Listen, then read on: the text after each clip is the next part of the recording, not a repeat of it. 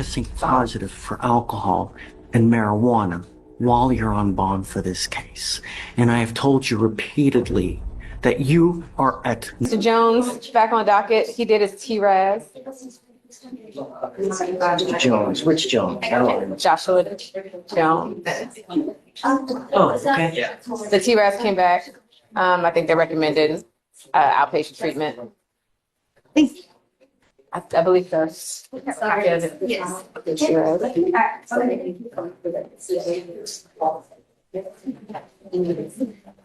Okay. They recommended outpatient with 2 open DWI. They recommended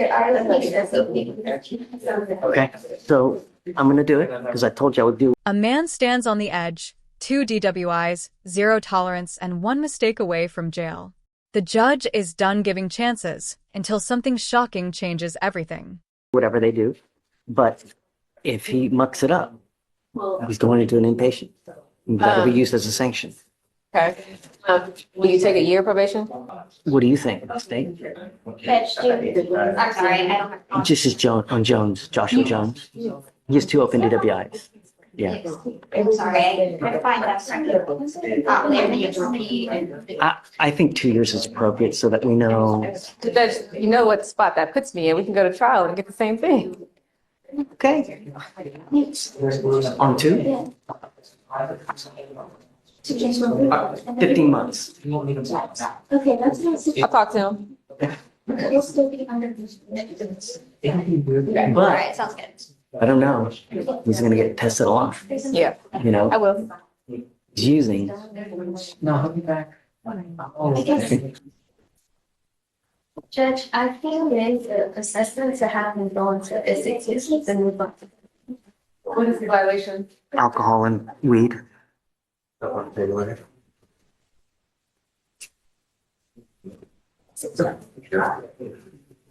I have done everything in my power to try to keep you out of custody.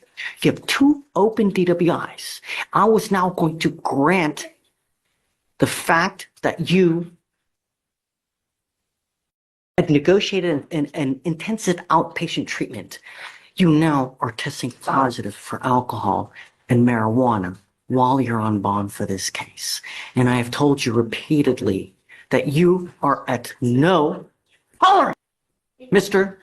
Jones. I don't do drugs. Period and point blank. I have here. Don't say anything. Can I get a copy of the bond violations before we discuss Is it it? impending? It's in ready for judge. I don't know why it's not cool. March 13th, the results were confirmed by the lab for alcohol and THC. Oh, wait. Joshua Dante Jones, right? Joshua Dante Jones? It just, that's good. This has got, I don't know, something's wrong here. I'm not understanding. I'm not saying. Something's wrong.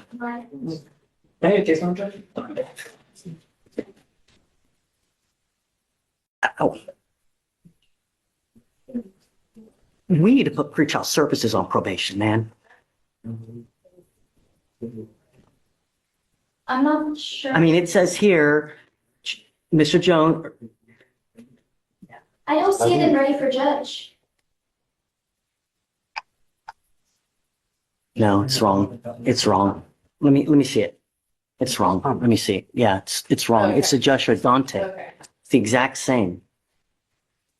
Okay. You're good. So we're good. Hey, It wasn't you. We're good. that's not you. Let's go talk again. Sorry to scare you. Let's go talk. He's good.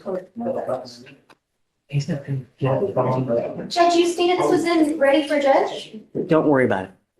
Don't worry about it. Was it an error on our end? I want to apologize for getting mad at you.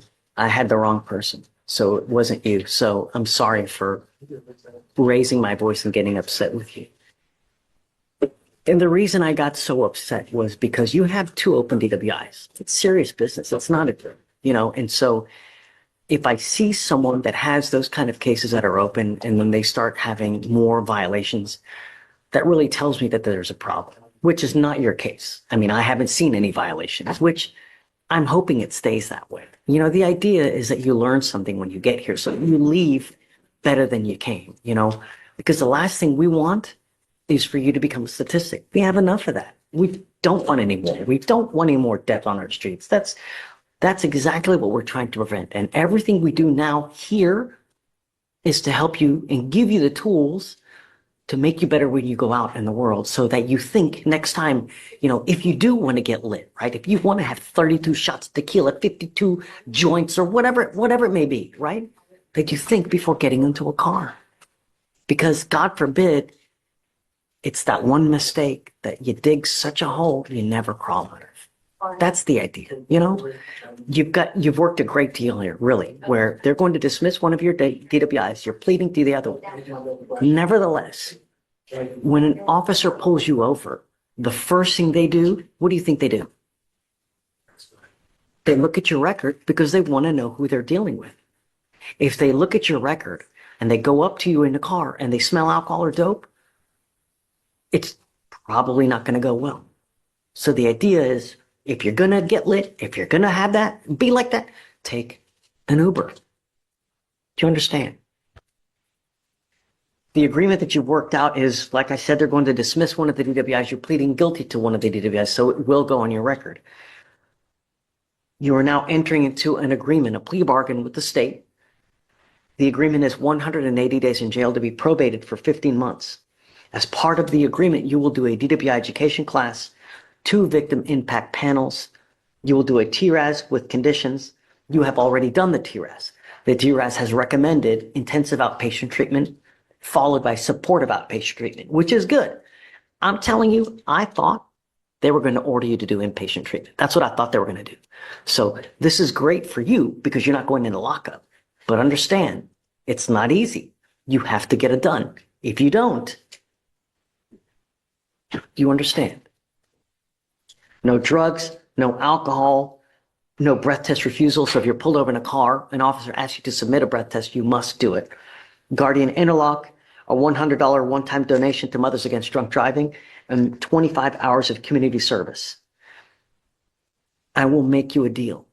Your license is now suspended. I had them look it up to see whether you can drive or not. You can't drive now because your license is suspended. It's suspended until 2026 as to what they state saw and looked up. If you get your license back, I will waive that community service for you.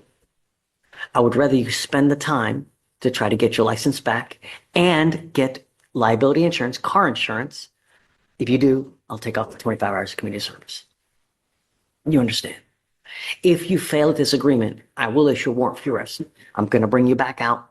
We're going to have a talk about whether you violated this probation. If you do, you're looking at 180 days in jail. You understand? Stop. The worst possible thing you can do is just take off. If you do, that's an instant warrant. The other worst possible thing, if you pick up another DWI. If you do, I'm just going to lose even more hair. Don't. Really. If you ever have a problem, come back, talk to us. We can always work it out. There's never nothing that we can't work out. Anything can be worked out. You're giving up the right to a trial, right to compel witnesses to testify on your behalf, and also examine your accusers. If you're not a citizen, there are possible immigration consequences. You can be deported, excluded from the country, denied naturalization under federal law. You give up the right to appeal. So once you plead guilty to this offense, it will go on your record. You can never take it off. Is this what you want to do? How do you plead to the offense of driving while intoxicated? Yes. I'm going to find you guilty. I'm going to follow the agreement. I'm not going to suspend your license. It's already suspended because of the ALR hearing. So don't just start driving until you get it back.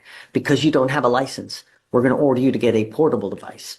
I've been paying for it now while you're on bond for this case. I can't pay for it any further. Reduce his fees, please. The other thing that you need to understand is DWI is big business. There is a $3,000 surcharge that one normally tack onto this. I'm going to take it off now. But from now on, you ever pick up another DWI, that's a second. From now on, it's a minimum of 30 days in jail and a $6,000 surcharge. One clerical mistake almost changed a man's life forever. In court, facts matter, but so does patience. Because one wrong assumption can be just as dangerous as one wrong decision.